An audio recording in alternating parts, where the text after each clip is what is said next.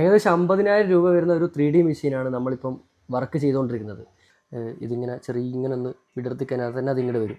Bamboo ലാബിൻ്റെ A1 എന്ന് പറഞ്ഞിട്ടൊരു മോഡലാണിത്. ഇതിൽ നമ്മൾ മിനിയേച്ചർ വണ്ടികൾക്ക് മുന്നിൽ ഹുക്ക് കൊടുക്കുമല്ലോ, അപ്പോൾ അങ്ങനത്തെ ഒരു സാധനം നമ്മളിപ്പോൾ ഉണ്ടാക്കിക്കൊണ്ടിരിക്കുന്നത്. മിനിയേച്ചർ ചെയ്യുന്നവർക്കോ ആർക്ക് വേണമെങ്കിലും ഈ ഒരു മെഷീൻ ഭയങ്കര യൂസ്ഫുള്ളാണ് കേട്ടോ. കാരണം ഇതിൻ്റെ മെഷീനറിൻ്റെ പൈസ നമുക്ക് വെറും 2 മാസം കൊണ്ട് തിരിച്ചെടുക്കാൻ പറ്റും.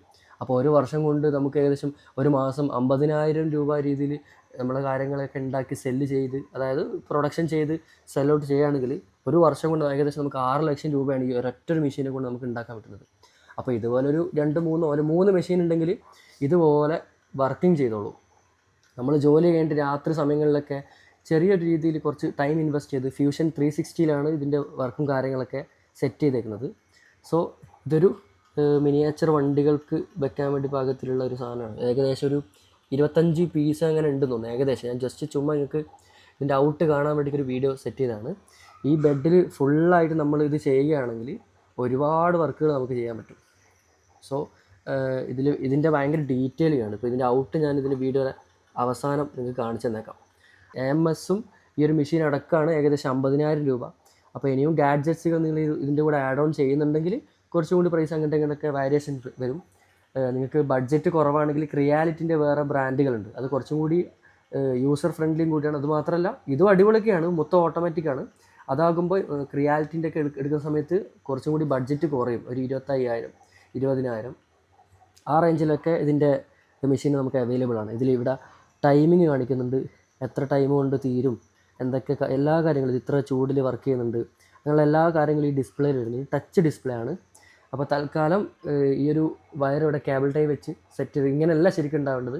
ഇതിൻ്റെ സൈഡിൽ കൂടി ഒരു പൈപ്പ് വരുന്നുണ്ട്, അതായത് ഇത് ഒരു പൈപ്പിൻ്റെ അകത്തു കൂടിയാണ് ഇതിൻ്റെ ഈ ഒരു പ്ലാസ്റ്റിക് മെറ്റീരിയൽ ഉണ്ടല്ലോ, FTM മെറ്റീരിയൽ ഇതിലേക്ക് പോകുന്നത്.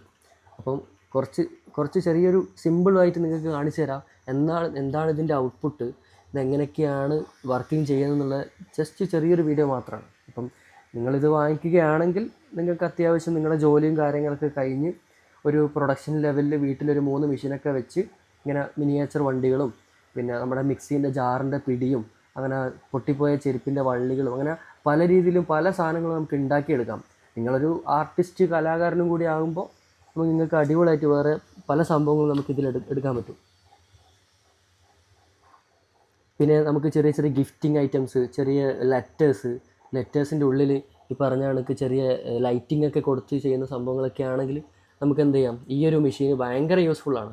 ഭയങ്കര ഈസി ആയിട്ട് നമുക്ക് ഈ ഒരു മെഷീന് യൂസ് ചെയ്യാൻ പറ്റും. നിങ്ങൾക്ക് എന്തെങ്കിലും സംശയം ഉണ്ടെങ്കിൽ ഇവരുടെ തന്നെ ടെക്നിക്കൽ സപ്പോർട്ടും കാര്യങ്ങളൊക്കെ നമുക്ക് കിട്ടും. പിന്നെ യൂട്യൂബിൽ അടിച്ചാൽ എങ്ങനെയാണ് ഇതിൻ്റെ പ്രവർത്തനം A to Z കാര്യങ്ങൾ ഫുള്ള് ഒരുപാട് പേര് ഇതിന് ട്യൂട്ടോറിയൽ ചെയ്തിട്ടുണ്ട്. അപ്പോൾ നമ്മളെ ഔട്ട്പുട്ട് ഏകദേശം സെറ്റാവാനായിട്ടുണ്ട്. ഏകദേശം ഒരു 5-6 മിനിറ്റിൻ്റെ ഉള്ളിൽ കിട്ടുന്നതാണ് ഇതിൻ്റെ ഔട്ട്പുട്ട് റിസൾട്ട് പറഞ്ഞേക്കുന്നത്.